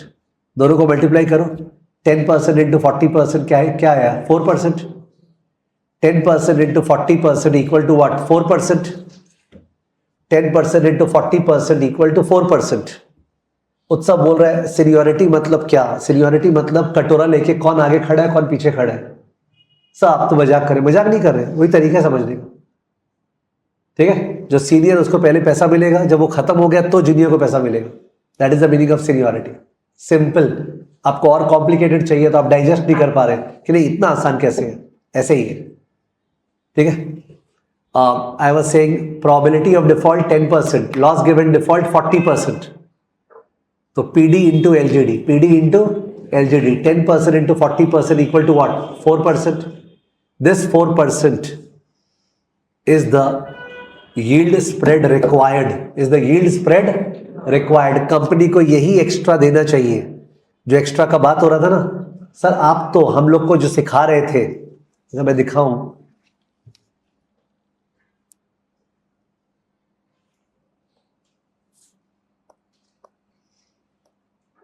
ये जो था फर्स्ट एग्जाम्पल, इसमें 1.5% और 2% है। क्या? It is what is, ought to be नहीं, what ought to be, how much extra should be demand, वो बात नहीं किया था। अपने बात कर रहे थे व्हाट इज, बाजार में दाम चल रहा है तो ये चल रहा है 1.5% extra. What ought to be का मतलब क्रेडिट स्प्रेड होना कितना चाहिए? PD into LGD। What is it? PD into LGD is the required risk premium and this is the actual risk premium. तो बॉन्ड 1, बॉन्ड 2 का यहाँ स्पेस नहीं बचा है, बॉन्ड 2 का अगर PD 10% है और LGD 40% है तो हम लोग बोलते हैं उसका EL एक्सपेक्टेड लॉस 4% है। मैं लिखा दूंगा अपने आप, उसका एक्सपेक्टेड लॉस 4% है। ओके 4% है, इसका मतलब आई वांट 4% एक्स्ट्रा, बट ये बॉन्ड 2 कितना एक्स्ट्रा दे रहा है? 1.5%। कितना extra? 1.5%। Should you buy this bond? No, we should not buy this bond. Given our forecast of PD and LGD, this bond should compensate us 4% more than the government bond, but it is compensating only 1.5%. Are you overcompensated or undercompensated? Undercompensated. We will not buy the bond. In fact, from a hedge fund point of view will short this bond, इसको short करेंगे, short cell, समझ गए? अब जिसको shorting का मतलब नहीं पता है, आई am not diverting in that area, ठीक है? तो ओवर प्राइस्ड इसको शॉर्ट करेंगे। जो दूसरा वाला बॉन्ड है B3, उसका जो PD है वो 20% है और उसका LGD जो है वो सपोज 8% है। PD 20%, LGD 8%, मल्टीप्लाई करो 1.6, PD 20%, LGD 8%, मल्टीप्लाई करें तो क्या आ रहा है 1.6. तो 1.6% is the spread required, but what is the spread available? 2. What is the spread available? 2. So it is providing a higher compensation as compared to what is required. This bond should be purchased. Bond 3 should be purchased. Bond 2 should not be purchased. This is a very important thrust area. ये important thrust area है. लक्ष्य बोल रहे हैं hedging माने फट्टू. तो क्या याद आ रहा है अचानक से? वो लॉन्ग शॉट सुन के जोश में आ गया. मैं हेज बोला था क्या वर्ड अभी? वो हेज फंड का हेज में चला गया. वो बाप रे बाप. ठीक है ठीक है. हेज फंड अलग चीज है, हेजिंग अलग चीज है. लक्ष्य हेजिंग अपने बात करते हैं जो तुम बोले स्पेक्यूलेशन, आर्बिट्राज और हेजिंग का डिफरेंस, वहां पे चले गए तुम. हेज फंड अलग चीज है. एनीवेज चलो तुम्हारे ध्यान आया तो ये है एक आखिरी डिस्कशन. उसके बाद अपना LOSA का डिस्कशन कंप्लीट हो गया. मेरा टेंशन होगा डिक्टेट करने का. वो आखिरी डिस्कशन है बीकॉम चालू हो रहा है. बोल रहा है what are the drivers of credit risk. Credit risk का ड्राइवर्स क्या है? तो क्रेडिट रिस्क के ड्राइवर्स को अपने डिवाइड करते हैं इनटू 2 कैटेगरीज. एक है टॉप डाउन और एक है बॉटम अप. टॉप डाउन मतलब मैक्रो ओरिएंटेड, बॉटम अप मतलब इश्यूअर से रिलेटेड. जो कंपनी है ना, अदानी ने बॉन्ड इशू किया तो अदानी का बात कर रहे हैं तो बॉटम अप. और ओवरऑल बात करें इकोनॉमी का, कंट्री का, इंडिया का एंड ऑल दैट का, तो क्या हो गया top down. So there are 2 type of factors that drive credit risk. One is top down, the second is what bottom up. Top down bottom up. Top down में दिया है country risk, currency risk,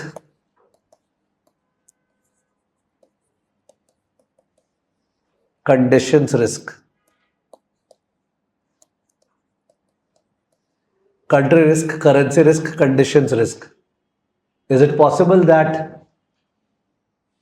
Bangladesh में कोई बहुत ही बढ़िया company हो जिसका health बहुत अच्छा है, जिसका सेल्स बहुत अच्छा हो रहा है, कॉस्ट कम है, अच्छा बिजनेस कर रहा है, बांग्लादेश पे ऐसा कंपनी ऑब्वियसली है या नहीं है? होगा ही. Company which are very healthy, doing very well, but है कहाँ वो? बांग्लादेश में. तो कंपनी बॉन्ड इशू करेगा तो उसका केवल कंपनी का हेल्थ के बजाय बांग्लादेश भी तो देखा जाएगा. तो वहां पे when I am investing in such bond I am also looking at the country risk कि Bangladesh can issue a dictate. क्या कोई भी जो बाहर वालों से पैसा उठाया है बॉन्ड इशू करके, उसको बाहर वालों को पैसा नहीं लौटाना है. तो इवन दो वो कंपनी केपेबल है लौटाने, the country has said no, it will not be refunded.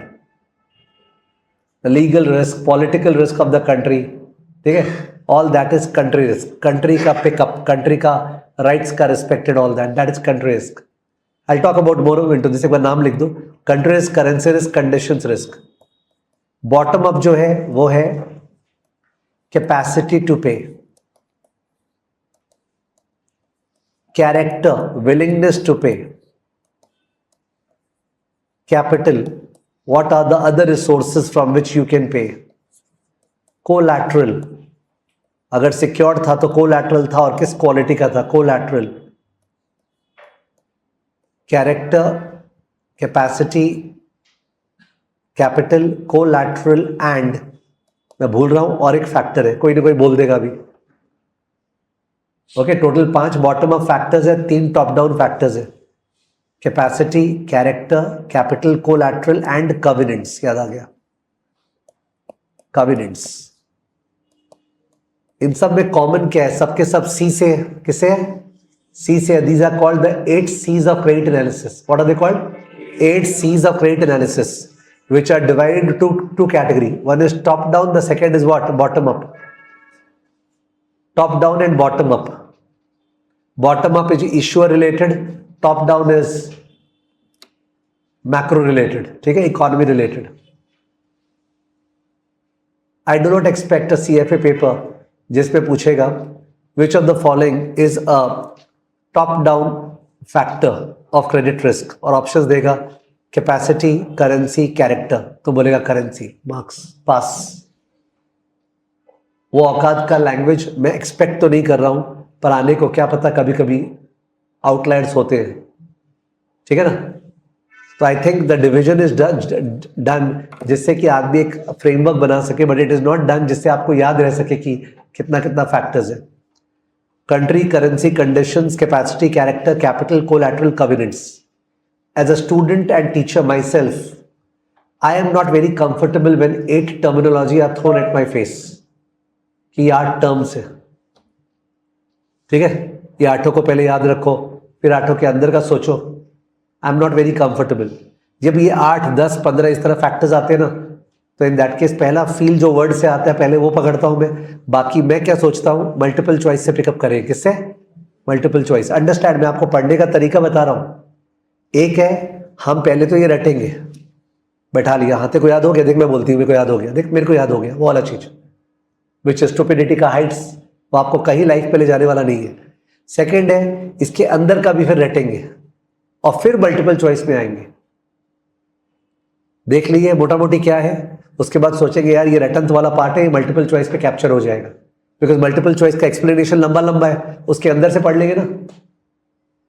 Whenever you have such things in CFA curriculum जहां पे you find that रटने वाला पार्ट स्टार्ट हो गया, think that रटने में टाइम कैसे बचाए by going to the multiple choice. Alright, they will ensure multiple choice कि आपको पूरा का पूरा नेचुरल हो जाएगा, ठीक है। ओके, तो मैंने ये बताया नहीं अभी बिकॉज एक एक करके बताना बोरिंग, सिस्टमैटिक और क्या बोलते हैं वेस्टेज हो जाएगा। बट जो लिखा हुआ है उसमें से देखो आपका दिमाग क्या चल रहा है। सपोज कोई बोलेगा ना मेरे को इसमें से कुछ समझ में नहीं आ रहा, सपोज कोई बोलता है, because I have not taught anything, देखता हूं कितना दिमाग चल रहा है। देखो सुनो, वर्ड्स तुम्हारे सामने हैं, मेरा केवल रिक्वेस्ट होगा रिप्लाई जब देना तुरंत मत देना, 30 सेकेंड 60 सेकेंड सोच के देना and you will be right. बोलो, सुनना।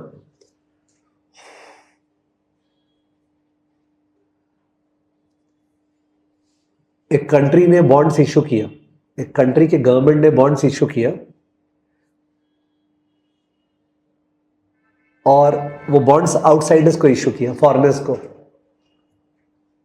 तो फॉरेनर्स का डिमांड ये था कि नहीं आप लोग यूएस डॉलर में इशू करो। किसमें? यूएस डॉलर, ठीक है, यूएस डॉलर में इशू करो, तब जाके हम लोग बाई करेंगे।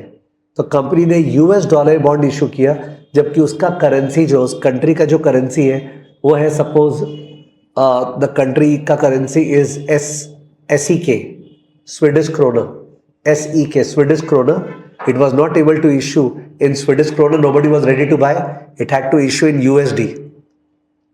तो एक बार आप अपने आप को कंट्री सोचो, आपने 500 मिलियन USD बोरो किया है, 500 million USD, you are supposed to repay say 5% interest on 500, 5% of 500 is what, 25 million dollars हर साल लौटाने हैं और 10 साल बाद 500 चुकाने, 10 साल बाद 500 चुकाने। Is it okay?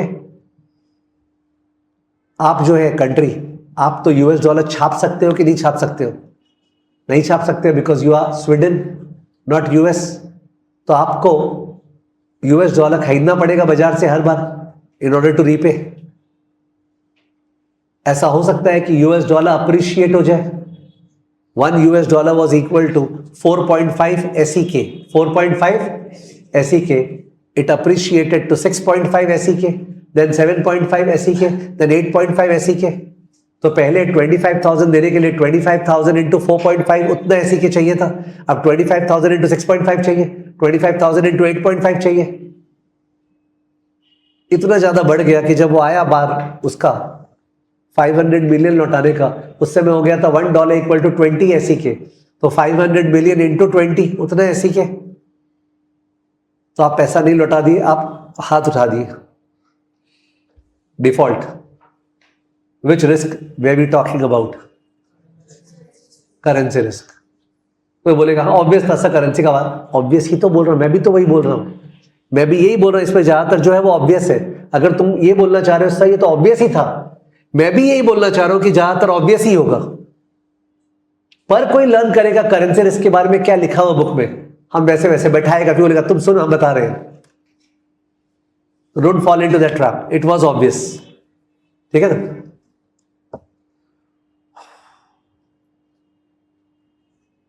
एक कंपनी का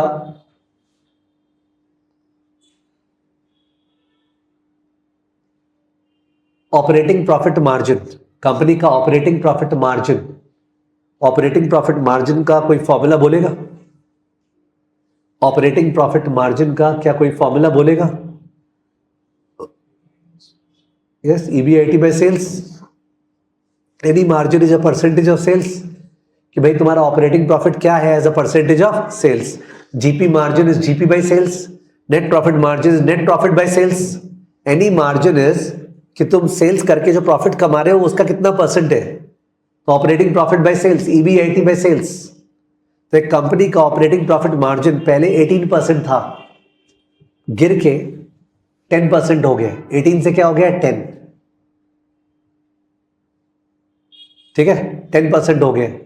उसका जो कवरेज रेशियो है, let's call it interest coverage ratio, EBIT bye interest, क्या बोला? इंटरेस्ट पे करना है 50 करोड़, EBIT है 200 करोड़, 4 टाइम्स। इंटरेस्ट पे करना है 50 करोड़, अपने पास EBIT क्या है? 200 crore. EBIT is what is the full form? EBIT, earning before interest and tax. Interest के पहले आपके पास 200 करोड़ है, आपको 50 देना है, दे पाओगे? 4 times. It has fallen down to 1.6 times, fallen down to 6 times. Company का डेट इक्विटी रेशियो जो 0.7 था डेट इक्विटी रेशियो, वो बढ़ के 1.7 हो गया। क्या हो गया? 1.7 हो गया। ये सब होने से the company is more able, क्या लग रहा है आपको? The ability of the company to pay off the debt is increased और डिक्रीज्ड? डिक्रीज्ड ना, कंपनी मोस्ट प्रोबेबली पे ही नहीं कर पाएगा, it has decreased. I am talking about which particular C, किस सी का बात कर रहे हैं? कैपेसिटी, क्या? Capacity to pay. I am talking about capacity to pay. We did not talk about the economy, बात ही नहीं था टॉप डाउन का, we were talking about the company. ठीक है, and we are talking about such factors which determine तुम्हारा ability to pay. What pay? Ability to pay. एक particular company का बॉन्ड बाई करने का सोच रहे हैं, सब कुछ ठीक है उस कंपनी में, बट चेक किए उसका इतिहास, तो पता चला वो कंपनी 4 बार पैसा मारा हुआ है। पता चला वो 4 बार पैसा मारा हुआ है, उसके फितरत में पैसा मारना है, तो अकॉर्डिंगली उसका बॉन्ड बाई नहीं करेंगे। विच पॉइंट का बात कर रहे हैं? Character, willingness to pay, the reputation of the management, the past legacy, the governance system in the company. किसी कंपनी में छोटा मोटा फ्रॉड होता ही रहता है, that goes to show governance is weak. ठीक है, सो दैट्स कैरेक्टर। कंपनी के बैलेंस शीट में कैपिटल एडिक्वेट है, रिजर्व्स एडिक्वेट है, कैपिटल एडिक्वेट, रिजर्व्स एडिक्वेट है, तो शायद वो डिफॉल्ट नहीं करेगा, दैट इज कैपिटल। जो डेट है वो सिक्योर्ड डेट है, उसके अगेंस्ट में कोलैटरल ऐसा है कि कोलैटरल का बहुत अच्छा वैल्यू है, एंड कोलैटरल ऐसा है जो अपना वैल्यू लूज नहीं करता है, दैट्स कोलैटरल। कवेनेंट्स, जब कंपनी बॉन्ड इश्यू करता है तो there is a debenture agreement that is signed, जिसमें सारा कंडीशंस लिखा रहता है। Those covenants are very very important, because जब डिफॉल्ट होगा तो in that case court of law में जाएंगे, और कोर्ट ऑफ लॉ में एवरीथिंग विल बी डिसाइडेड कि क्या लिखा हुआ था उसके अंदर। तो covenants also need to be studied, okay, when you are undertaking all this. Country risk is about the laws of the country, the political setup of the country. जैसे बांग्लादेश बात कर रहे हैं, तो the political setup was in a mess ना, it is in a mess. That is why country risk. Conditions जो है ना वो general हो गया, वो हो गया रिसेशन में चल रहा है कंट्री, अनएम्प्लॉयमेंट बहुत हाई हो गया है, डिमांड स्लो डाउन हो गया है। ओके, तो normal industry and business cycle conditions, that is conditions risk which affect all companies. Okay, that is conditions का risk. You may say that's conditions also affect capacity, yes it does, but you have to see कि अपने क्या उस company specific बात करें या general conditions का बात कर रहे हैं। It's macro economics, conditions risk. तो मैंने कुछ आइडिया दिया यहाँ पे, ये जो सीज है उनका, इनमें से और तो और पता नहीं सामने आए तो would get a thrashing from me। इन दोनों को, कैपेसिटी को और कैपिटल को, इन दोनों को बोला है क्वांटिटेटिव। और एक रटने का चीज हो गया स्टूडेंट के मन में, capacity and capital are what? Quantitative, because you जज capacity by computing GP margin, debt equity ratio, interest coverage ratio, they are quantitative. Capital is also quantitative, बाकी सब क्या है? Qualitative. Capacity and capital are written as quantitative factors, बाकी सारा qualitative. मेरे को लगता नहीं ऐसे पूछेगा, बट लिखा हुआ है तो बोल रहा हूं, समझ गए? तो बहुत कुछ डिस्कशन हुआ है। There is a host of discussion we have done in LOS-A apart from describing credit risk, वो डिफाइन नहीं किया। तो credit risk is the risk that the issuer of a debt security may not fulfill its obligations. Credit risk is the risk that the issuer of a debt security will not do debt servicing.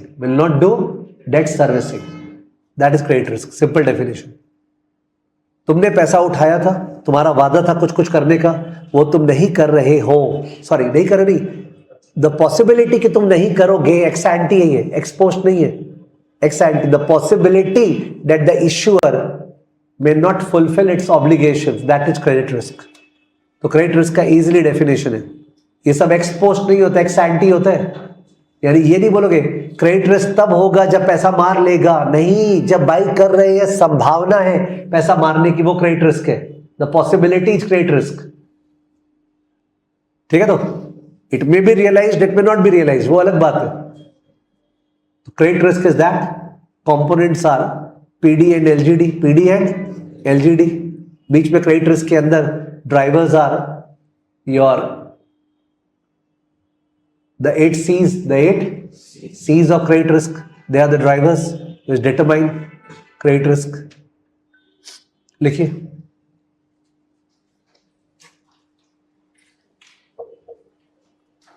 तो हम लोग LOS-A केवल heading लिखे थे, याद है? बाकी उसके बाद कुछ नहीं लिखे थे। तो LOS-A जो हेडिंग है उसके अंदर point number 1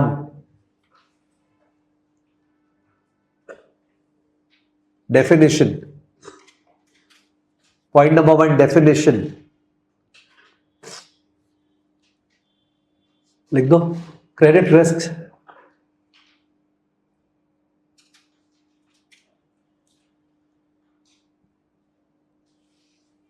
is the risk associated with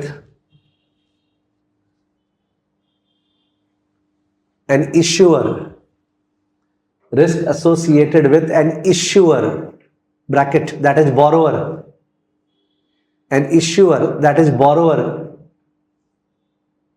bracket close,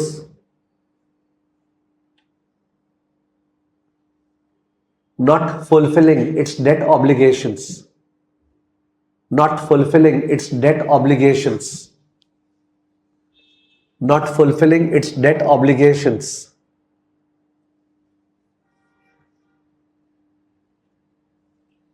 full stop. तो अगर उसका ऑब्लिगेशन था कि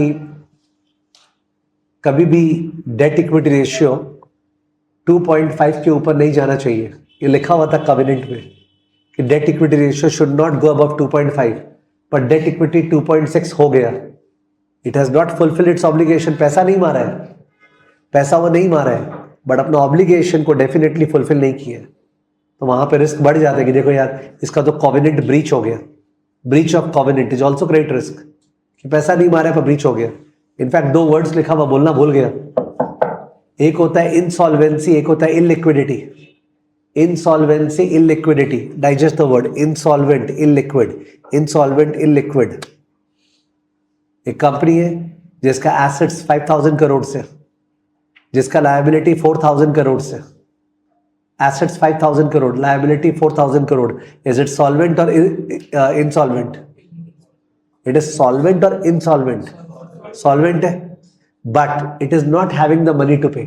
Liquidity नहीं है, पे नहीं कर पा रहा है, इसलिए डेट को पे नहीं कर पाया. That is illiquid. What is that? Illiquid. So it's a solvent but illiquid.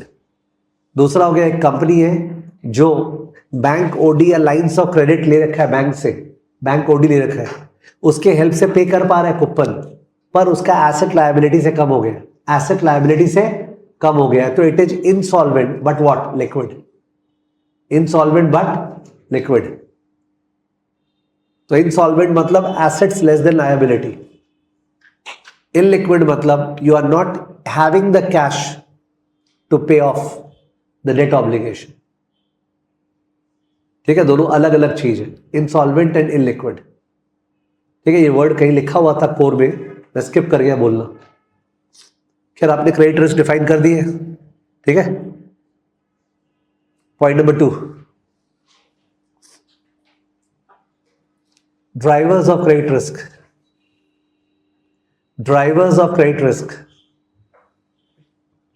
Drivers of credit risk.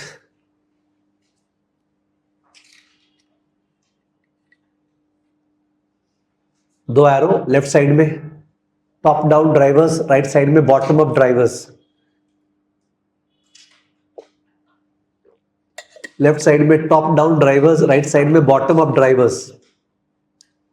Top down drivers, bottom up drivers. ठीक है, टॉप डाउन ड्राइवर्स के अंदर याद है क्या, 3 तो क्या था? टॉप डाउन के अंदर 3 क्या था याद है? कंट्री, करेंसी और कंडीशंस। लिख दो तीनों टॉप डाउन के नीचे, country, currency, conditions. Currency risk तब होगा जब दूसरे करेंसी में इशू करेंगे।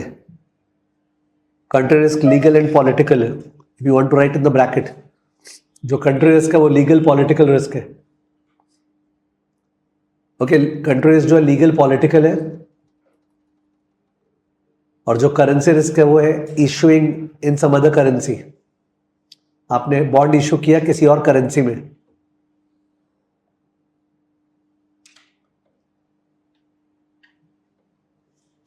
ऑफ कोर्स वो लिखने से आपका नोट्स गंदा हो रहा होगा, वो नहीं संभाल पा रहा हूं मैं। The fact that you writing वो दे गंदा हो गया, नहीं मैनेज कर पा रहा उसको। उसके नीचे जो कंडीशंस है वो कंडीशंस में macro economic conditions, macro economic and business conditions, macro economic and business conditions.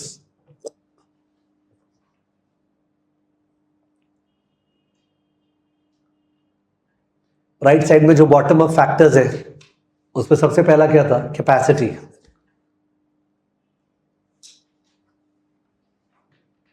Capacity के ब्रैकेट में profitability, coverage, leverage, profitability, coverage, leverage.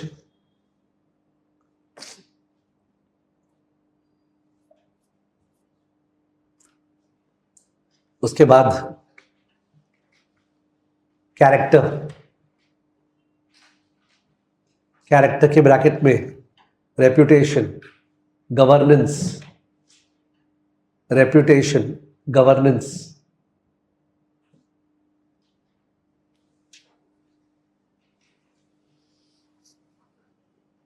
Capital, cash flow sufficient नहीं है तो और क्या है देने के लिए? कैपिटल। फोर्थ बुलेट, कोलैटरल, क्या वो सिक्योर्ड डेट है? सिक्योर्ड डेट है तो जो कोलैटरल है उसका क्वालिटी क्या है, उसका मार्केट वैल्यू क्या है? क्वालिटी मतलब कितना रेजिलियंट है, कितना लिक्विड है वो, कि जल्दी से बिक जाता है ठीक दाम पे। Market value of the collateral and the liquidity of the collateral.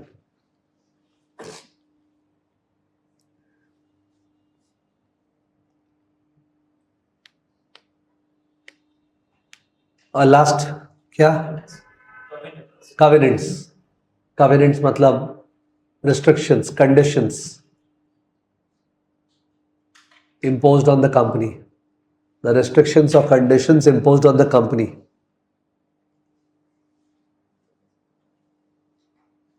The conditions में दो बहुत, सॉरी, covenants में दो बहुत इंपॉर्टेंट covenant है। वैसे तो बहुत सारा covenant किए थे अपने।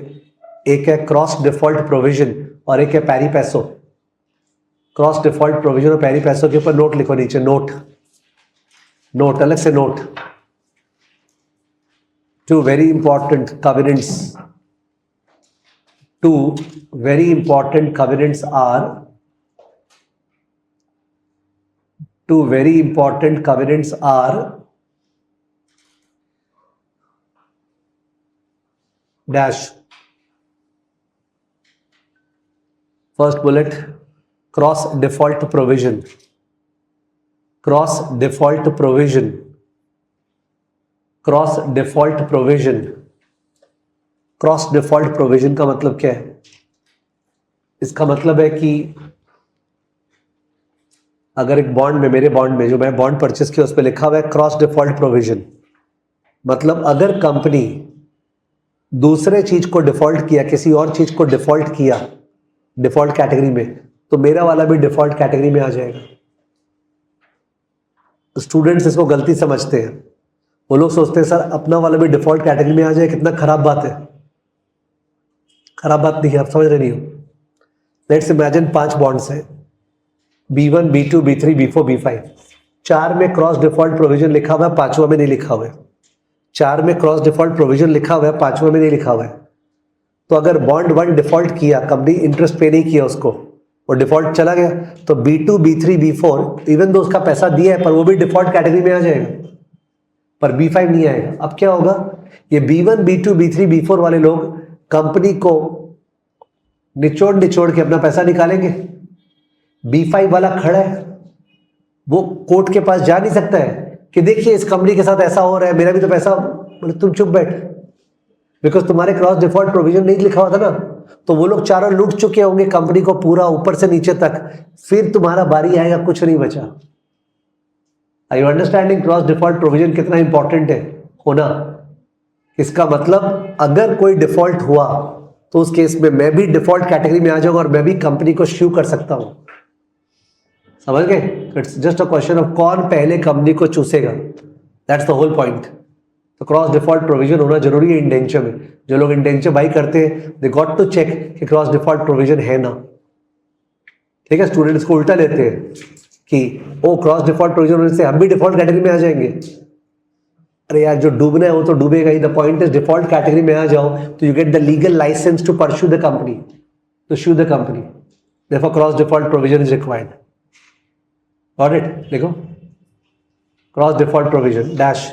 If this provision is present, if this provision is present in a bond, if this provision is present in a bond, if this provision is present in a bond, comma, this bond will get into a default category. This bond will get into a default category. This bond will get into a default category. Will get into a default category as soon as any other obligations default. As soon as any other obligations default. As soon as any other obligations default. As soon as any other obligations default.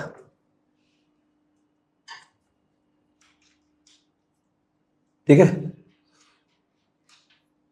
Next bullet, पैरी पैसो. PARIPASSU. PARIPASSU dash. Bonds of the same category. Bonds of the same category. Bonds of the same category, bracket say senior unsecured, bracket say senior unsecured, bracket close,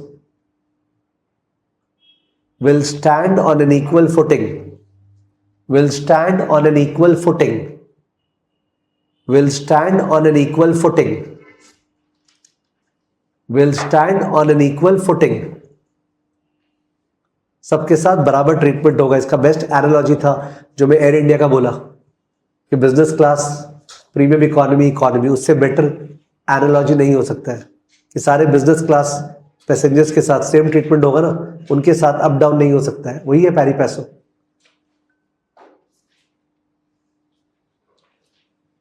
और उस पर cross default provision क्या हो गया कि अगर airline का कुछ कैंसिल हुआ या डिले हुआ फ्लाइट, तो किसी एक दो जन को पैसा वापस लौटा रही है, तुम्हारा क्रॉस डिफॉल्ट प्रोविजन, इसका मतलब तुमको भी पैसा वापस मिलेगा। इट्स लाइक दैट कि वो डिफॉल्ट कैटेगरी में चला गया, तुमको ही पैसा वापस मिलेगा, और तुम्हारा नहीं है, तुम रुको।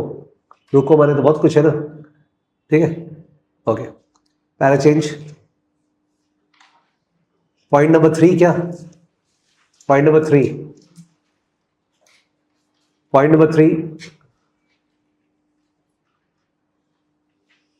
sources of repayment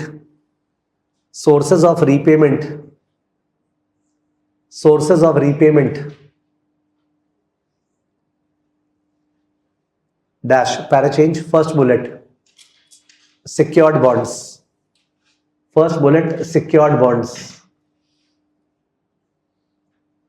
तो secured bonds पे 2 arrow. First arrow, primary source equal to operating cash flows of the company. Primary source equal to operating cash flows of the company. Primary source equal to operating cash flows of the company. Secondary source equal to collateral या pledged assets. Okay, secondary source equal to collateral मतलब क्या? Pledged assets.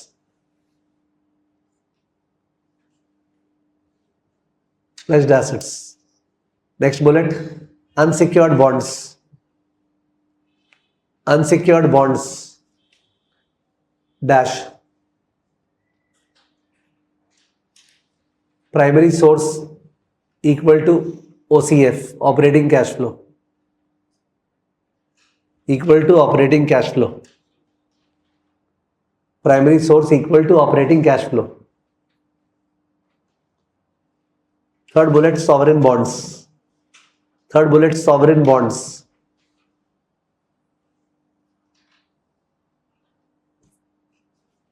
Dash, tax revenue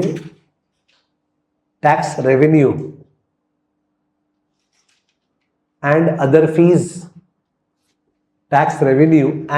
fees. Government के पास पैसा कहां से आएगा? Tax revenue से। Next point number 4, components of credit risk. Point number 4, components of credit risk.